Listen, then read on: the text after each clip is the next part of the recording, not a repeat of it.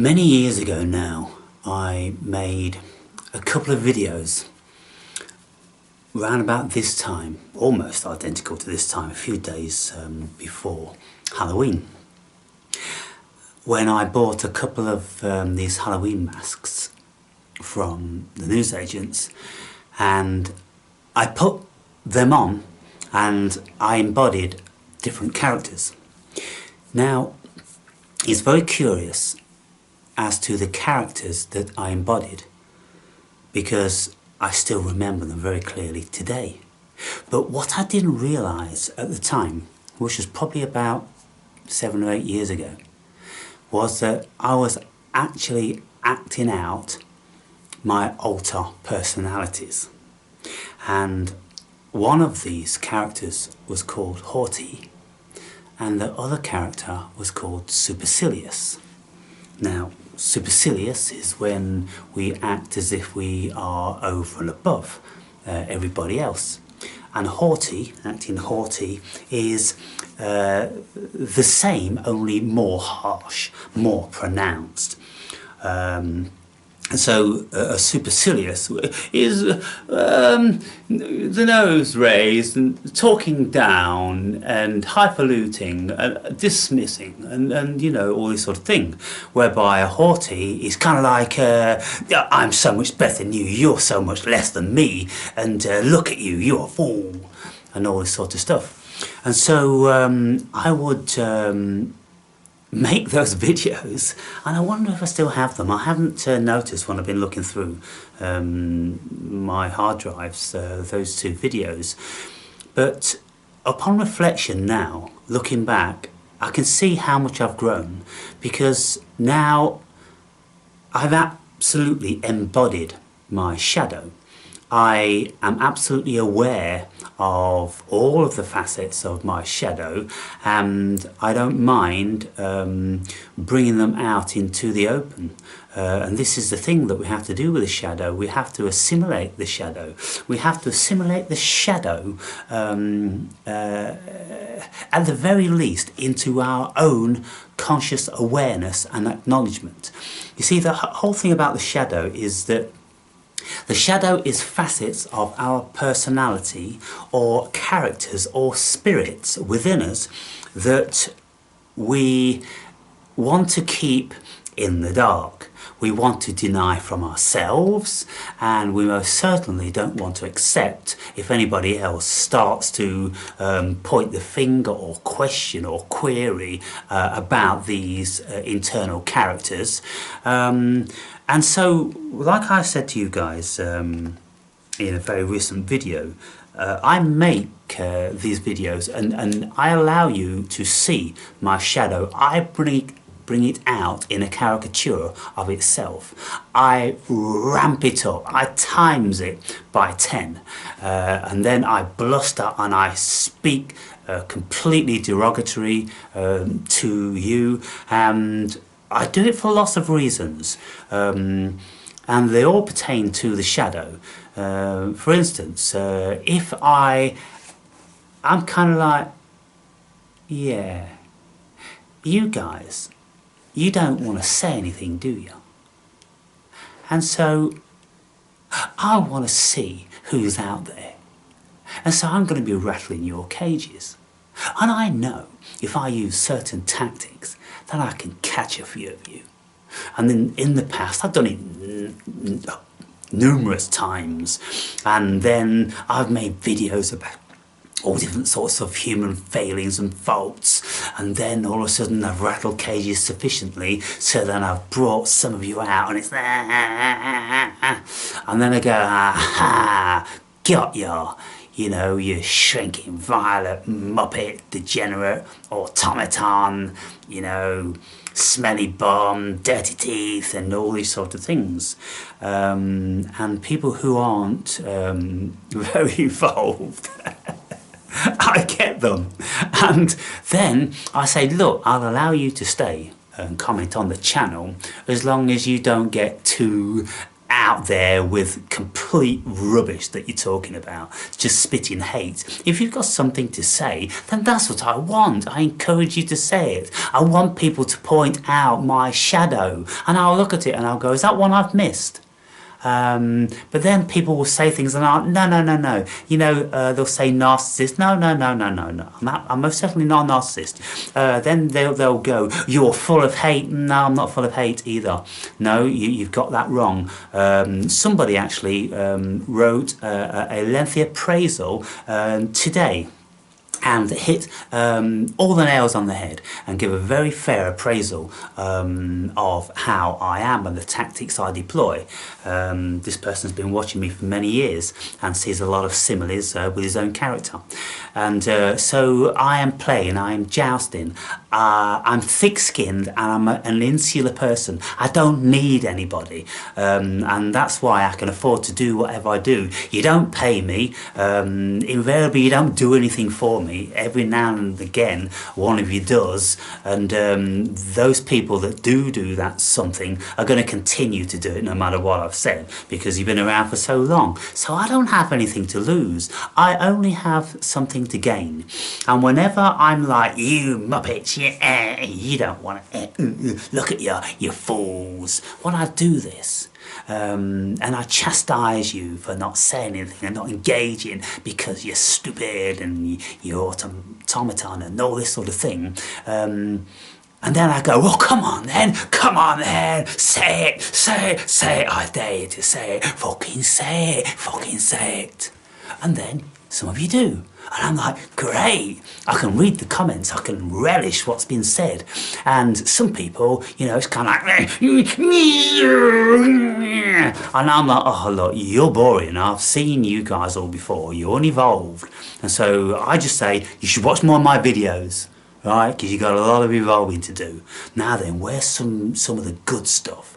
And some of you could say that, oh, you're just looking for people that, you know, praise you. No, I'm looking for people who are intelligent enough to do an appraisal. It's a different thing than giving me praise. An appraisal is a rational assessment of my characters and what I'm actually doing here, looking behind the scenes, what I'm actually doing. Because in the past, so many people have gone, oh, you're full of hate and you're angry. No. There isn't a hating bone in my body. And I'm not angry, it's kind of like, I'm going to do that. No. Frustrated at the apathy. That's where I am, because as an intelligent human being, I need more stimulation than I'm getting. And when I put out great videos and I'm bringing stuff and I'm laying it for you in a beautifully articulated way for a whole hour, and then I get nothing, that's when my shadow comes out. So now I'm going to be speaking to you. I'm going to be showing you my shadow, and so you can see and you'll go, oh, I remember that dude.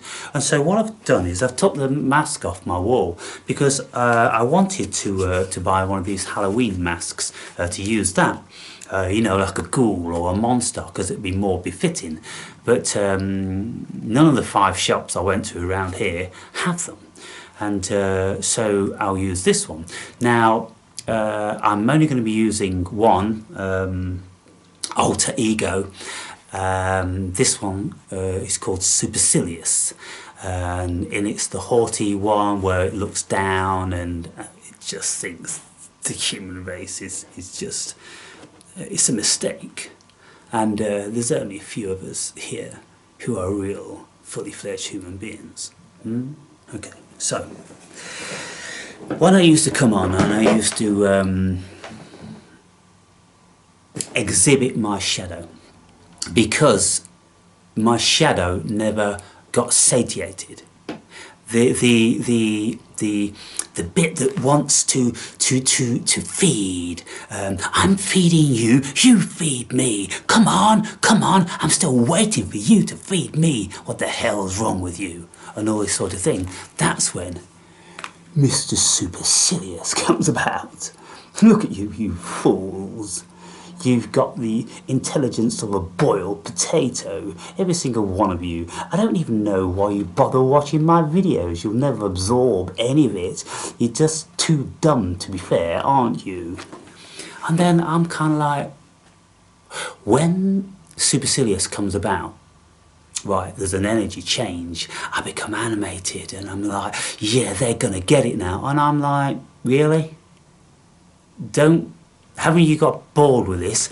No, I will never be bored of it because I'm Supercilious and that's what I do. And I go, well, I hear you. That's what you do, but the chances are I've got new viewers now, and then you saying that, you know, they're all going to be shocked and feeling insecure and unloved. I do not care about their fickle love. What do they know about love? They know nothing about love. Look at me, I've investigated and studied love forever. I've been to the lengths and the breadths of this universe, discovering and deciphering and dissecting and inspecting this fickle, silly human notion of love.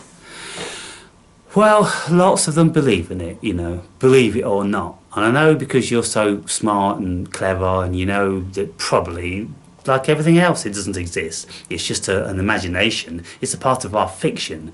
Because the world is such a terrible place, then we've got to offset the fact that we live and we suffer and we die with something good, like that there is love and beauty and, you know, there is something to cherish and hold on to. Well, I mean, if you're one of these little shrinking violet sort of people and you need to think about nice things and you need to think about puppies and candy floss, well, you know, each to their own. But me, I don't need to think of silly little fickle things like that. I'm thinking about the reality of this universe, and love doesn't come into it. Oh wow, okay then, so if I give you the floor, how many videos do you want? I would think I could nail it in a couple today. Just give me 2 40-minute allocations and that'll do it. Okay, I'll have to give you the floor because I can't deny you. I cannot, in good conscience, pretend that you are not a facet of me. There's too many people on this planet out there doing that. And that is one of the bones of contention I know that you have. Absolutely. I know they're all out there and I'm going to be rattling their cages and I'm going to be bringing some of them to the forefront. And then when they come to the forefront, I can take out my sword and I can lop off their serpent slithering like heads. Disgusting little grovelling, dust-eating creatures that they are. Woo, you're on form today, mate.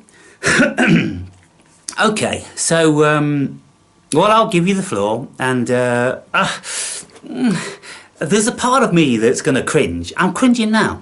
And every time when you make one of your videos, I watch it back, and I go, really?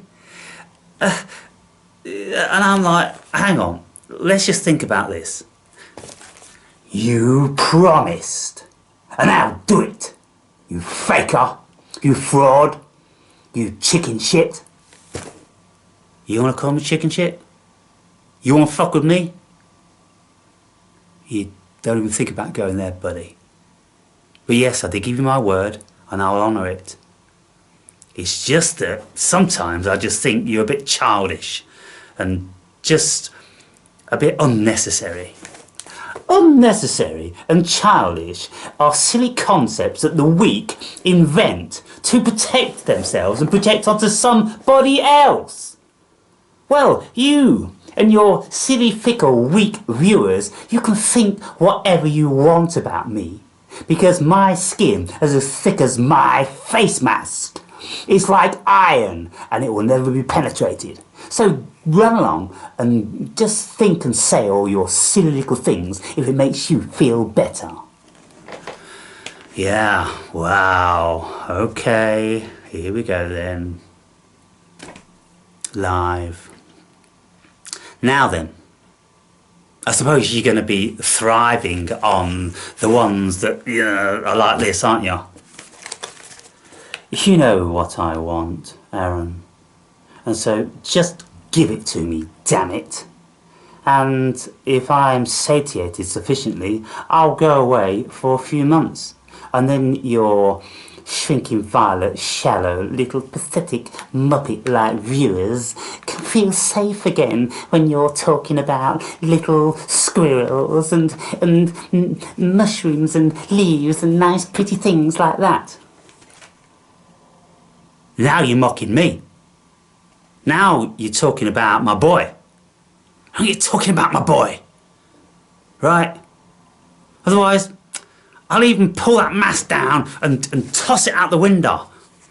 You know that scene from Mask when Jim Carrey goes into the shrink's office and he's telling them that when he puts this mask on, he does all this sort of thing. And in the shrink's office, he puts the mask on and he runs around in a circle.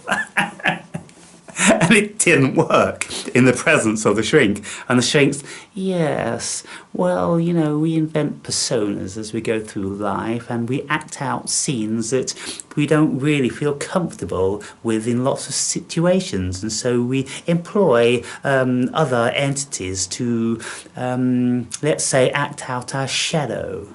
And so Jim Carrey goes back to the apartment, and as soon as he walks in the apartment, you see him, he flings the mask through the window, and it starts to fall down, and then all of a sudden, it flies back in the window, and it lands on the couch. He looks at it like this, and he goes, oh my God. You see, this is the movie depicting the shadow. It's like a Jekyll and Hyde thing. Remember Jekyll and Hyde? The first Jekyll and Hyde movie I saw was with Jerry Lee Lewis. No, not Jerry Lee Lewis. That's goodness gracious, great balls of fire. Kiss me, baby. Yeah, it's not him. Jerry Lewis, the little weedy, goofy guy with glasses on. Well, he played Dr. Jekyll, and then when he was doing his experimenting, he made this concoction and he became Mr. Hyde. Do you remember? Goodness me, how young are you guys? Come on.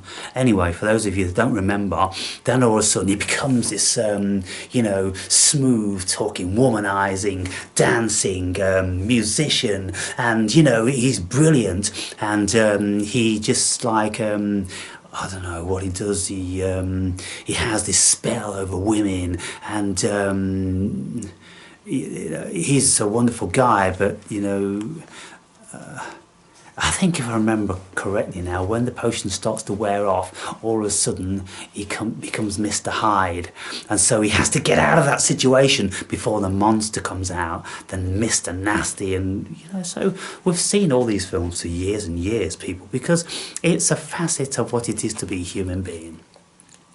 And so The Mask was just a very different variety. But you see, when Jim Carrey put the mask on, he became this woman wooer, filled with charm. And, you know, he could swirl them around the dance floor and all these wonderful things. Whereas under normal circumstances, he's just a shy guy that works in the office and he's boring and he's got no personality.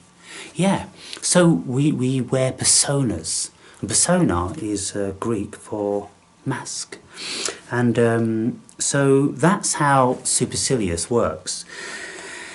And because he is a part of me, I have to give him the floor now and again.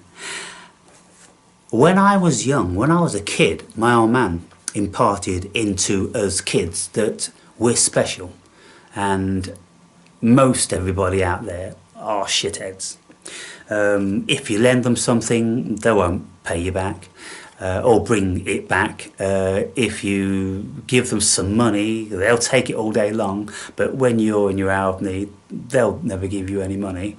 And, you know, all this sort of stuff. And I I had my eyes opened to human nature very early on, because of course I was in children's homes, and I realised, you know, that the vast majority of people were in actual fact shitheads. You could get some nice ones now and again, but it was true when I was growing up. And for instance, so one of your mates would come round, can I borrow your bike or your go-kart? I just want to go to the shop, and I'll bring it straight back. And you go, okay, yeah, bring it straight back then. And then it doesn't come back. And then the old man goes, so where's your go-kart? And I go, oh, he's going to bring it back. And he'd say, well, didn't he tell you he's going to bring it straight back? He's just going to the shop. That was 9 hours ago. And it's like, yeah, you start to feel an idiot. And then you go looking for him, you go, where's my fucking go-kart? Oh yeah, well, I needed to go here and I needed to go there. No, you completely lied. You broke our covenant, and now I've lost, you know, any respect for you or faith in you doing the right thing. And it's true what my old man says, most people are shitheads. And then, you know, when you lend people money or you give people tuck and it doesn't come back, and then when they've got tuck and they'll be eating it surreptitiously, and then you'll smell chocolate on the breath and you go fucking chocolate.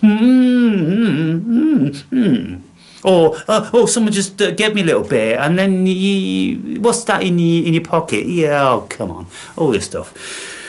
So I've seen it, people. And so that gave rise and birth to supercilious, because in my household we were governed and regimented in a very strict way with our cleanliness, with our hygiene, with our presentation.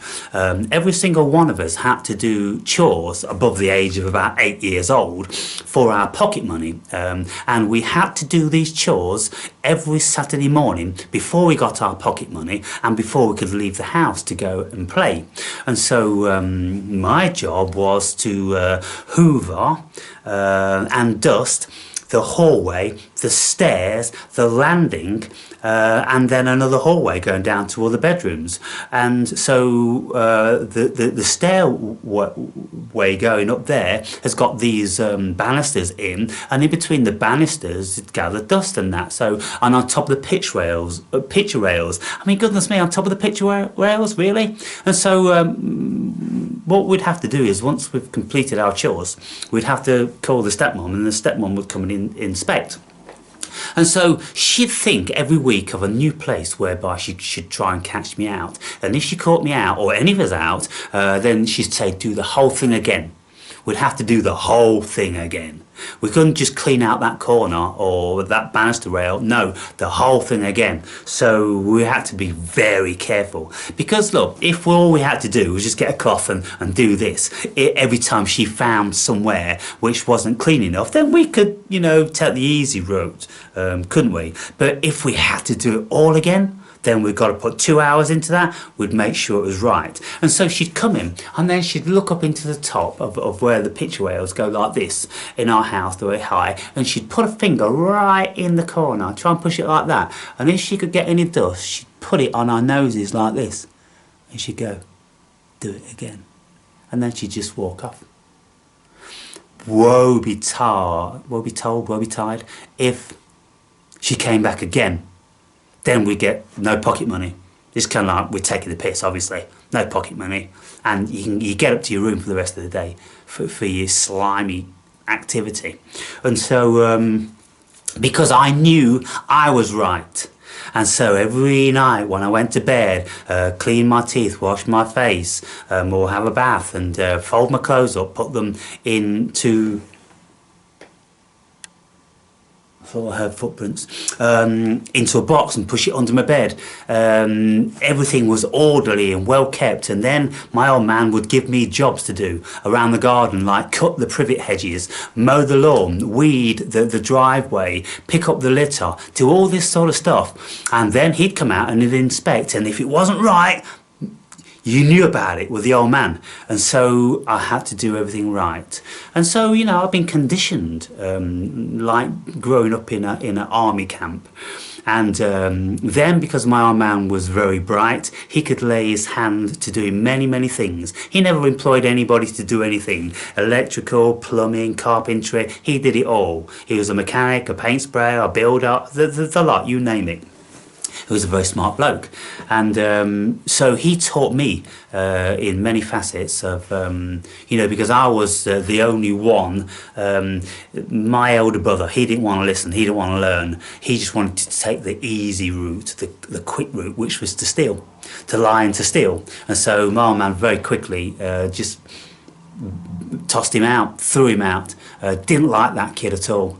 Whereas me, I had an allegiance with the old man because I wanted that. He was my dad. We didn't have a mum. I didn't want to have not a dad and not a mum. And so I wanted some, allegiance and some support and some rock that I could depend upon. And so I wasn't going to be burning my bridges. And so I did everything he wanted me to do. And then I became his greatest ally, and he would give me the jobs to do all around the house, like paint all the window frames inside and out over the summer holidays.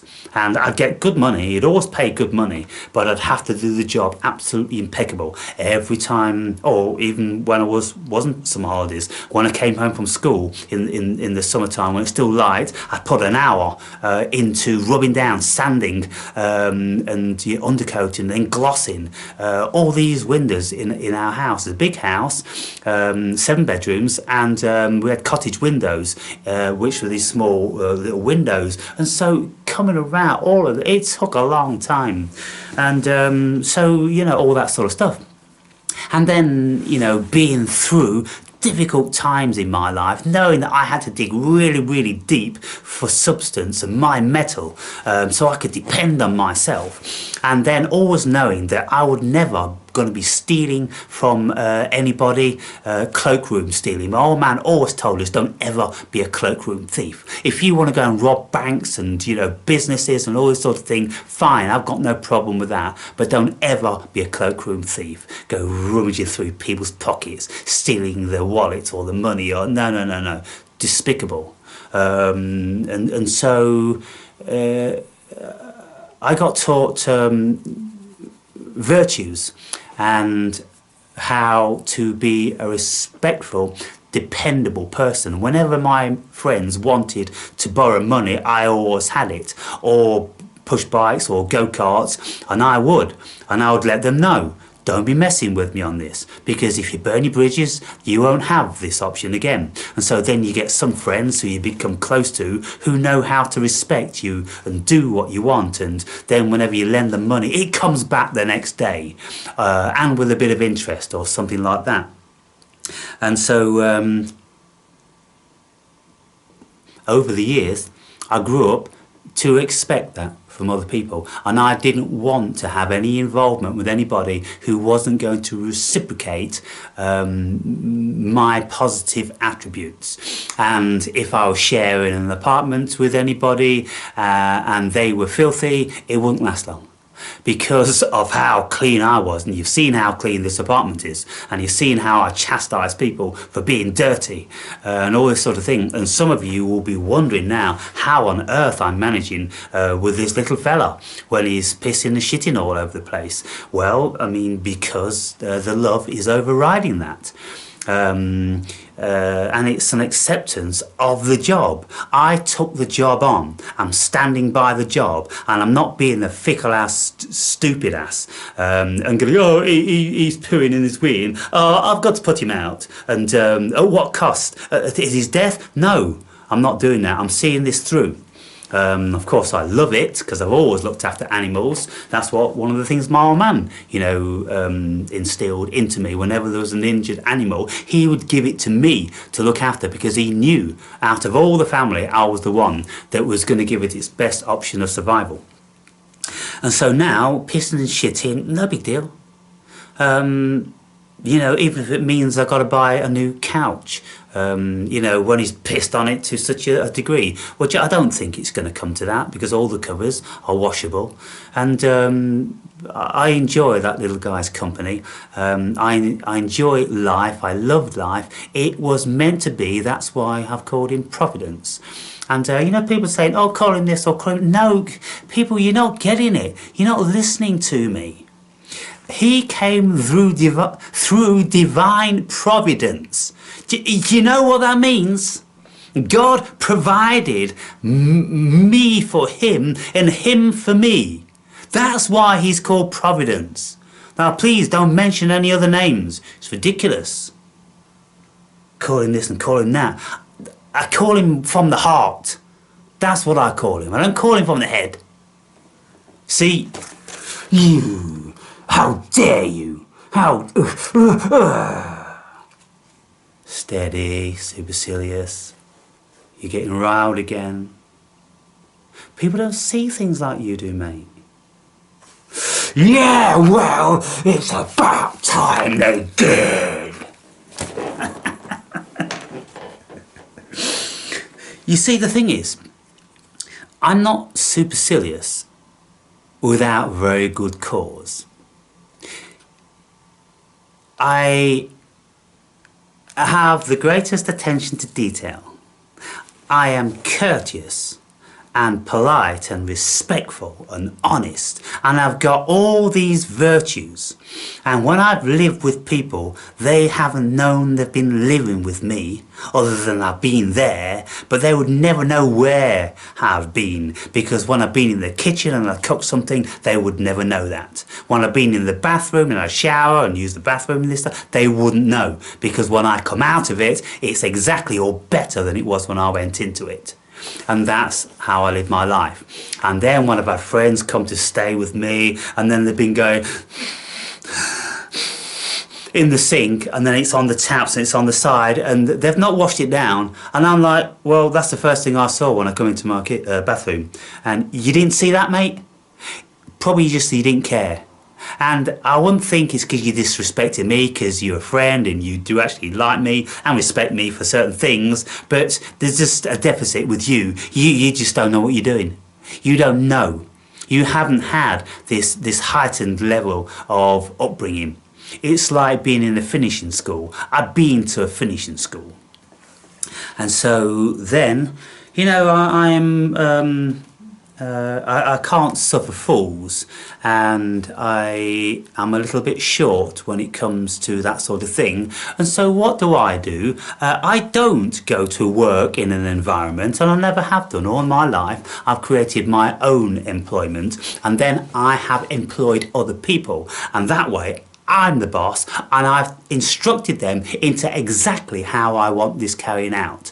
And when I was running my business as a removals firm, and I had 6 vehicles, a warehouse, furniture storage and all that, and I had vehicles going up and down the country all the time, and all my men would wear polished boots, they'd wear pressed trousers, they'd wear uniform, and they would leave the vehicle absolutely immaculate. At the end of the day, when they come back, there'd be all the blankets would be folded and clean, and all the tyres would be in an orderly thing, the van would be swept out and all this sort of thing, ready for the next day. And the job sheet would be completely completed of you know, how long it took, and got the signatures from the clients when they got to the house and when they left, and you know, any complications and all that sort of thing. You know, my sister used to work for me in the office, and I had a transport manager. And they used to call me Herman Himmler because my attention to detail. And they would say, fuck's sake, don't let Himmler find out about that.